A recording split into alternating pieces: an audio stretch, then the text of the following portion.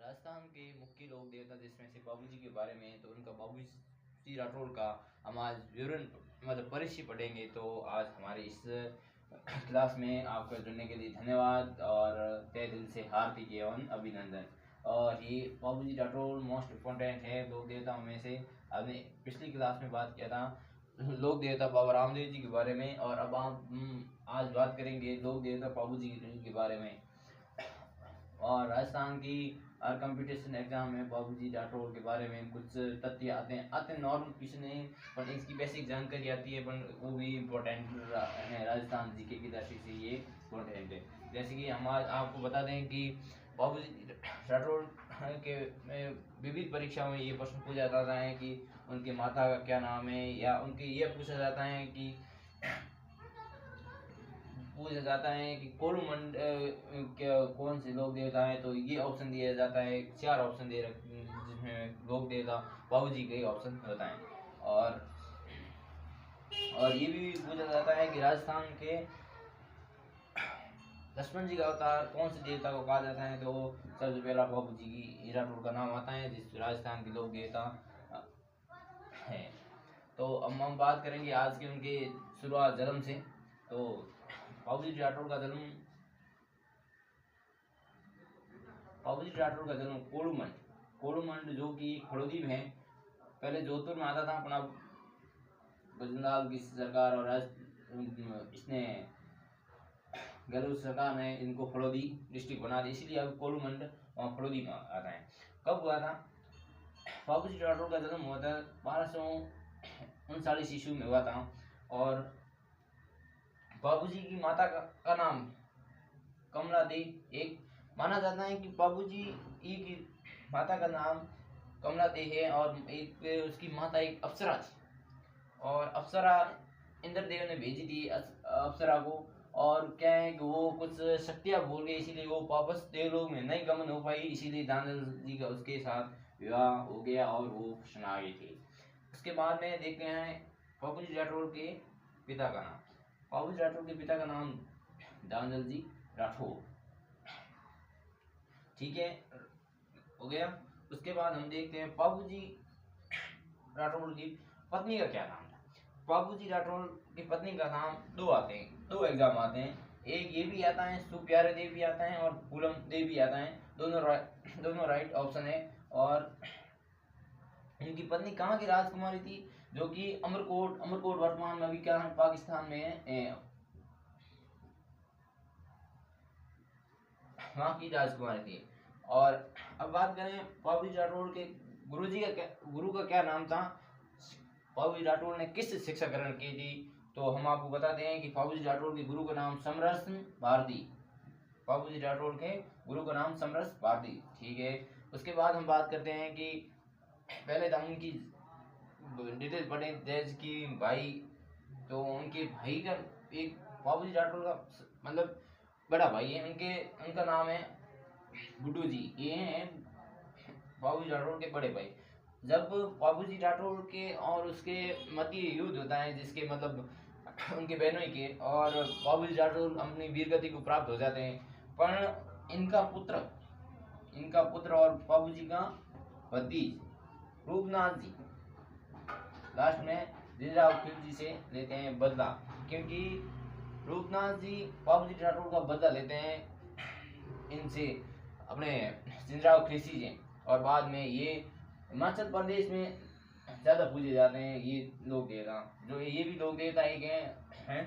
और बाबूजी राठौड़ की बाबूजी राठौड़ की 2 बहनें थी, जिसका नाम सोनाबाई और पेमाबाई।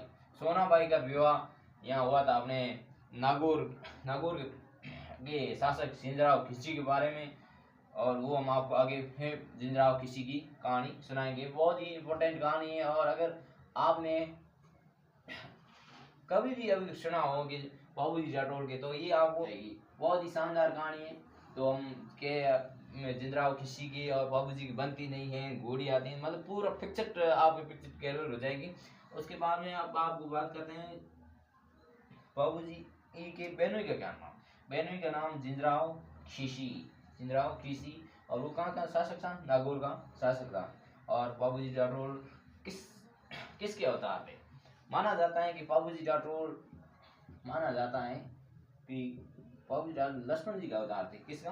लक्ष्मण जी का। इसीलिए उसे क्रोध बहुत आता है। मारवाड़ी में बोलन के री गणिया इन आस्ते बाबूजी राठौड़ ने हर बात मतलब इतना सीरियस हो जाता कि री गणिया आ जाता। इन आस्ते बाबूजी राठौड़ को लक्ष्मण जी का अवतार भी कहा जाता है।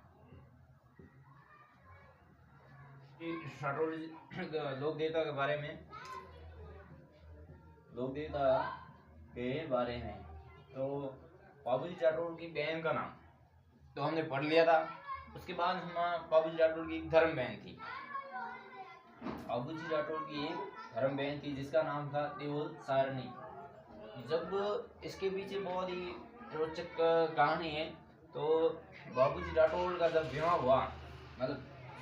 विवाह मडा अमरकोट मतलब जाने के लिए बारात तय हुई, पर उनके पास सब साधन सुविधा थी, पर एक को छोड़ के ये क्या नहीं थी, सवारी किससे करें, जाए किससे, क्योंकि बाबूजी राठौड़ जाए किससे, घोड़ा उनके पास नहीं। तो एक बढ़िया सी घोड़ी थी, केसर काली नाम से घोड़ी थी। वो किसके पास थी? वो उसकी बहन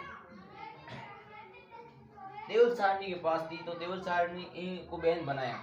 तो घोड़ी ले तो ले कैसे, इसलिए इसको बहन बनाया, धर्म बहन बनाया देवल सारणी को। और देवल सारणी ने स्पष्ट मना कर दिया कि मैं घोड़ी देने वाली हूँ नहीं, कि ये तो मेरे गायों की रक्षा करती हैं, ये मेरे गायों की रक्षा करती हैं। इसीलिए अगर गायों की रक्षा के लिए मेरा पूरा है, वो गायों संभालती हैं, वित्त संभालती हैं, जैसे कि मारवाड़ी बोलो वित्त हैंग घोटों हैंग बड़े, अगर इसको ही दे दूंगा, किस कारण बोला नहीं वीरा, ये तो मैं नहीं दूंगी, ये मैं नहीं दूंगी। तो वीरों ने बाबूजी राठौड़ ने बोला कि आप मेरी धर्म बहन हो, मुझे तो घोड़ी दे दो, अगर आपकी क्या शर्तें हैं। तो उसकी धर्म बहन ने बोला कि शर्तें कुछ नहीं है, कि ये घोड़ी मेरे गायों की देखभाल करती हैं, अगर मैं इसको दे दूंगा वीरा तो इसकी हमारी गायों की देखभाल कौन करेगा, अगर गायें सोरी भी हो जाएगी तो ये हमारी रक्षा करती हैं, हमें संकेत करती हैं। तो बाबूजी ने कहा ठीक है, मैं वचन देता, कि बाबूजी ने कहा कि मैं वचन देता हूँ कि जहाँ कहीं भी रहूंगा, अगर आपकी गायों पर कोई भी खरोच या कोई भी चोरी करने की कोशिश करे, या कोई आपकी चोरी की कर दे, तो मैं कहीं भी रहूं, किसी भी समय आपकी हाजिरी में मेरा हाजिरी होगी। ये कहते ही वचन देते ही उसकी धर्म बहन देवल सारणी ने उसको केसर कालवी को दे दी घोड़ी, क्योंकि ठेठ अमरकोट जाना था। अमरकोट ठेठ पर पाकिस्तान बहुत लंबो रास्ता है। इन रास्ते केसर काल मतलब आज बारात की है तो कम से कम पहला 15-20 दिन तो लागी ठेठ घोड़ों बारो जाए, यूँ थे कौन के भाई गाड़ी में जावे, हमारो जमानो है कौन, पहला जमानो तो देखो ऊँट गाड़ी थी, पहला ऊँट गाड़ी घोड़े गाड़ी थी, पहला ऐसा साधन नहीं थे, इन वास्ते टाइम लगता था। आज तो एक दिन में ही काम समाप्त हो जाए, तो बारात जाती है और आज जाए कहीं रूस से जाए फ्लाइट कर देंगे, अब घोड़ी क्या काम नहीं रहेगा। इसलिए हम बात टॉपिक पर आते हैं। ये तो ठीक है, कोई बेसिक साइंस थी बाबूजी। और बाद में युद्ध होता है, जब ये बाबूजी राठौड़ फेरे लेते हैं, बाबूजी राठौड़ जब फेरे लेते हैं अमरकोट में, तो फेरे लेते हैं तो उन्होंने भी एक गप कर दी, बाबूजी राठौड़ ससुर वालों ने गप कर दी कि ससुराल जो तोरण होता है ना, वो तोरण को मतलब जुगान दादा, तो बाबूजी राठौड़ को कहा कि आपकी ऐसी घोड़ी है ना, अगर हो तो कहे सलांग लगाए, ऐसे ऐसे शर्तें की। बाबूजी ने कहा ये घोड़ी है और ये एक माँ का रूप थी घोड़ी, इसलिए इसने छलांग बहुत तेज लगाई थी, क्योंकि जब तोरण कहा जाता है तो वो घोड़ी पर बैठा था, तो एक शर्त रखी थी, तो उस शर्त पर ये सफल रही थी। और उसके बाद में जब फेर लेते हैं बाबूजी राठौड़, तो 3.5 फेरे लिए, 3.5 फेरे लिए, उसके बाद में संकेत आया, उसकी घोड़ी खुद हलाने लगी, क्योंकि वो देव साहब ने क्या गाय सुना दी थी। किसने? जिंदराव खिसी ने, जिंदराव खिसी ने, क्योंकि जिंदराव खिसी को मौका मिल गया कि अभी ये तो हाड़ो तो कीड़ो पन्नी जन है, तो हाड़े रहन बेंदुरी भिड़ती गोदी इन आस्ते जिंदराव खिसी ने गाय को सुरा दी। इसीलिए उनके घोड़ी ने 2-3 बार संकोच किया, और बाद में ज्यादा बात आई तो घोड़ी ने भट वो मतलब बारात में मतलब फेरा लेते ही पैर हिलाती थी। इसीलिए बाबू जी को संकेत मिल गया, बाबू जी को पता था कि मैं वसन दे के आया, वो भी अपनी धर्म बहन को वसन दे के आया। पहले वाले में वसन था, वसन ही सर पर जबान चली जाती है पर वसन नहीं जाने देते थे। ठीक है, तो अब तो हाथों हाथ 3 फेरों में बाबूजी राठौर ने तलवार काटी और फेरा काटा। उन्होंने ससुर वालों ने बोला कि हम अपने सैनिकों को भेज देते हैं युद्ध के लिए, पर बाबूजी राठौर ने मना कर दिया। बाबूजी राठौर ने मना कर दिया कि मैंने खुद सौ वसन दिया। बाबूजी राठौर ने कहा कि मैंने खुद वसन दे के आया हूँ और उस पर बाधा है, और मैं ये कह के आया हूँ कि मैं किसी भी स्थिति में होऊंगा उसके आज हाजिर होऊंगा, और ये मेरा वसन पूरा करने का समय। इसीलिए माना हिंदू धर्म में 3.5 फेरे देते हैं, वो 4 फेरे कर देते हैं, अब 7 फेरे नहीं देते हैं, इसलिए ये होता है। और बाद में बाबूजी राठौर जाते हैं देसू में, और देसू ये फड़ौदी में पड़ता है। कहाँ पड़ता है? फड़ौदी। पहले जोधपुर में था, अब फड़ौदी में है, क्योंकि फड़ौदी एक नई डिस्ट्रिक्ट हो गया है, एक नया जिला बन गया है। फड़ौदी में आते हैं वापस, अपने बहन को समाचार पूछते हैं। बहन कहती है वीरा ये हो गया, आप तो वसन दे के गए थे, हमारे गए तो वो आपके बहन ही लेके गया, कि वो तो आपके बहन ही लेके गया। बाबूजी ने कहा ठीक है, मैं आपकी गाय वापस लेके आऊंगा, चाहे मेरा बहन ही लेके गया, चाहे कोई भी लेके गया, मुझे उससे कोई मतलब नहीं है, मैं आपकी गाय मेरा वसन दे रखा है वो मैं पूर्ण करूंगा। इसीलिए बाबूजी जाते हैं गायों को छुड़वाने के लिए। बहुत युद्ध होता है देशों में युद्ध होता है। बाबूजी और उसके पहले के बंदी जो जिंदराव खिसी, जो नागौर का शासक था, जिंदराव खिसी जो नागौर का शासक था। अब बाबूजी राठौर तो ऐसे तो बहुत बलशाली और वीर योद्धा थे, पर ये रिश्ते में क्या लगे, जिंदराव खिसी इसके लगता है बहन हुई। इसीलिए बाबूजी ने सोचा कि मैं तो मर जाऊं तो कोई बात नहीं है, मेरा आचल कोई इस संसार में नहीं है, मेरा अपना वसन ही सर्वश्रेष्ठ है, मेरे को कैसे भी करके गाय ले जानी, बाकी मेरे को कोई मतलब नहीं है। तो बहुत भयंकर युद्ध हुआ, जिसमें से बाबूजी राठौर गायें छुड़ा दी, और उसमें उसके बाद में थोड़े समय बाद में वीर गति को प्राप्त हो गए। उसके बाद में इनका बदला, बाबूजी का बदला मैंने अभी बताया था आपको। नेक्स्ट एक अभी नाम आया था उनके भाई के, तो मैंने अभी बताया उनको भाई का बेटा था रूपनाथ जी, उसका भतीज था, क्या था? भतीज। उसको ये बात पूरी अभी हम आपको बता रहे हैं, इसी तरह उनके भी पूर्वजों ने बताई कि हमारे ये हुआ था, आपके बाबूजी आपके काके ने के इयो के भाई वचन लौटो हो जानो, वचन पूरो कियो, और उना थारे गुरु जी के उन्हें हमारी जनो पसे हेटो रे जनो रूपनाथ जी के ना, मैं तो क्या बदल दूंगा। इसलिए जिंदराव खिसी का से लिया बदला, वो बन साई नागौर का शासक हो, साई कोई भी रियाज, उसने लिया जिंदराव खिसी से बदला।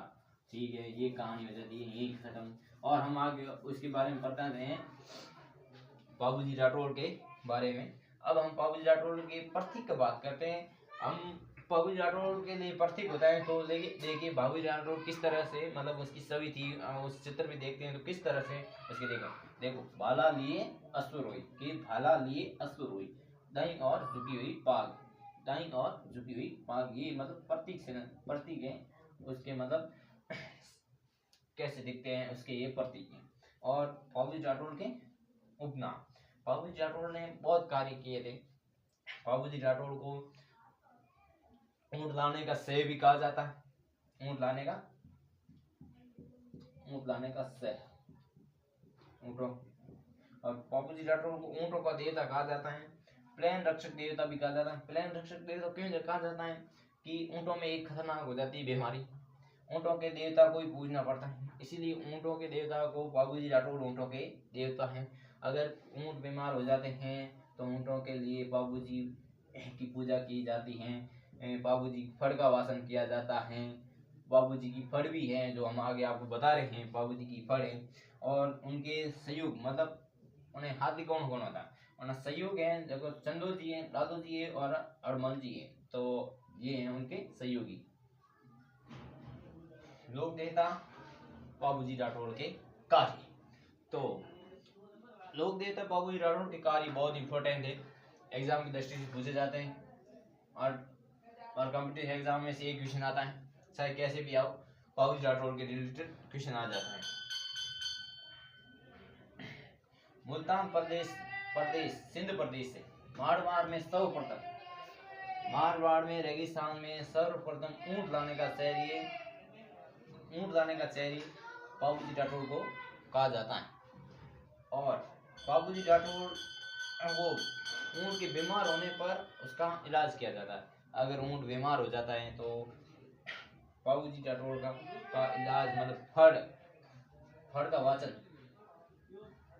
का वाचन करके उसका इलाज किया जाता है। और बाबूजी राठौर का ये महत्वपूर्ण कार्य है कि गुजरात की एक जाति है शांत थोरी जाति, ये एक शांत थोरी जाति, उसका एक उत्थान किया था। बाबूजी राठौर गए थे गुजरात, तो इस एक जाति का उत्थान करके आए थे। बाबूजी राठौर के अब बढ़ते हैं हम अनुयायी। बाबूजी राठौर के अनुयायी कौन कौन थे? बाबूजी राठौर के अनुयायी मतलब उसके बाबूजी राठौर के मतलब वो अनुयायी कौन कौन से, तो एक तो रायका रेवाड़ी दिवसी, ये तीनों हैं। रेवाड़ी दिवसी होते हैं जो ऊंट के पालन जाति के रूप में प्रसिद्ध है। दिवसी और ये तीनों अपनी संस्कृति के लिए ये संस्कृति के लिए प्रसिद्ध है। ये एक संस्कृति, यही संस्कृति को बढ़ावा देते हैं। बाकी जो संस्कृति थी, अभी क्या है कलयुग चल रहा है तो पिक्चर नए नए आ रहे हैं, पर ये अपनी संस्कृति के अनुसार जीते हैं। जैसे कि अपनी पगड़ी के उसके हिसाब से रहते हैं, हर चीज इनकी मतलब अभी तक इनकी संस्कृति में रहते हैं। और दूसरे अनुयायी क्या करते हैं, जो बाबूजी को मतलब मानते हैं, वो विवाह में 3.5 फेरे लेते हैं। हिंदू धर्म में 3.5 फेरे लेते हैं, 7 फेरे नहीं लेते हैं, 7 फेरे नहीं लेते हैं।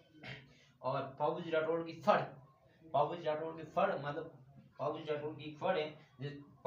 राठौर की फड़ है, जिसमें बाबूजी राठौर की फड़ का वाचन किसके द्वारा किया जाता है? अनुराग, जैसे राय खां, रेवाड़ी, दिवासी, नायकों और भूपों द्वारा वाचन किया जाता है।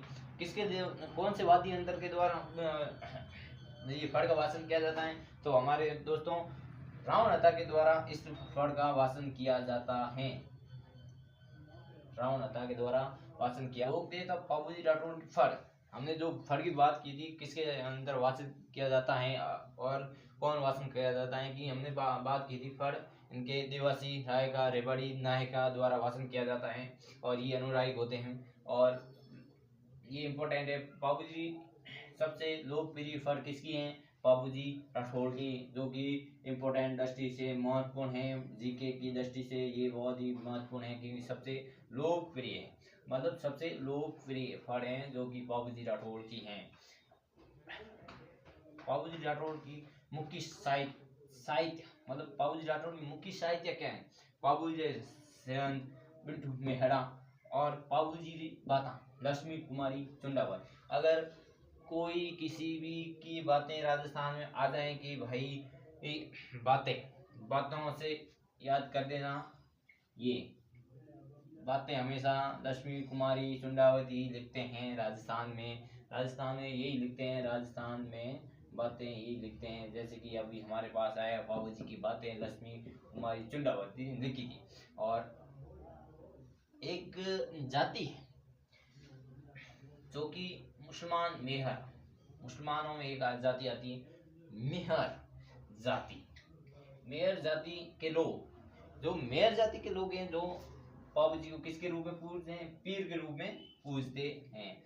और नोट, अभी हमारा बाबूजी की पूर्ण रूप से हो रहा है समाप्त। तो हम आपको बता दें कि बाबूजी नोट में हमने इसीलिए लिखा है कि इस पूरे के पीछे अंत में जाके उसके भतीजे ने, रूपनाथ जी ने जिंदराव किसी को मार के बदला लिया था। तो हम आपको एक बार पुनः रिपीट कर देते हैं कि बाबूजी राठौड़ का बदला किसने लिया था। तो बाबूजी राठौड़ का बदला उनके भतीजे रूपनाथ जी ने जिंदराव खिसी की, जो उनके मतलब नागौर का शासक था, उनको मार के उनका बदला लिया। हमने पढ़ा बाबूजी राठौड़ के पूरा परिचय डेटा के बारे में। और अगले वीडियो में हम आपको बताएंगे एक और लोक देवता के बारे में। जल्दी हम मुलाकात करेंगे, उसके लिए आपको तहे दिल से धन्यवाद हमारा वीडियो देखने के लिए। और बने रहिए इस और 2025 में भर्तियों का मेला है, तो तैयारी करते रहिए। सफ़र अभी जारी है, सफ़र अभी जारी रखे, सफ़र अभी भी जारी है और सफ़र आगे भी जारी रहेगा।